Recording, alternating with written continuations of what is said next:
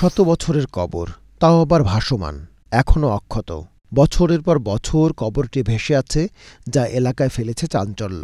ঝিনাইদহে মিলেছে এমন কবরের সন্ধান।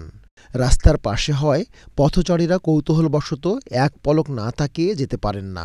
এত বছরের পুরনো কবর হওয়ায় এমন ঘটনা সত্যিই বিরল বলছেন এলাকাবাসী। চারপাশে অথই পানি, মাঝখানে ঠাঁই দাঁড়িয়ে আছে কবরটি। এখনও তার স্থাপত্যশৈলী পুরোপুরি দেখা যাচ্ছে।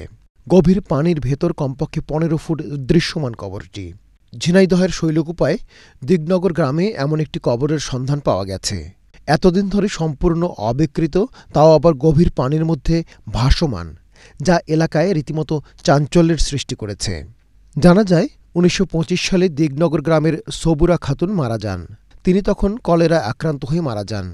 এরপর তার পরিবার পারিবারিক জায়গায় একটি পুকুরের পাশে তাকে দাফন করেন। এরপর ১৯৯১ সালে কবরটি পাকা করা হয়। তারপর ২০০০ সালের দিকে কোনো এক সময়ে পুকুরের পাড় ভেঙে কবরটি পুকুরের মধ্যে চলে যায়। এরপর পুকুরের পাড় আবার ভেঙে যাওয়ায় কবরটি বর্তমানে পুকুরের মাঝখানে অবস্থান করছে। তবে পরিবারের সদস্যরা জায়গা জমি বিক্রি করে শহরে চলে গেছেন। এরপর থেকে কবরটি ভাসমান অবস্থায় থেকে যায়।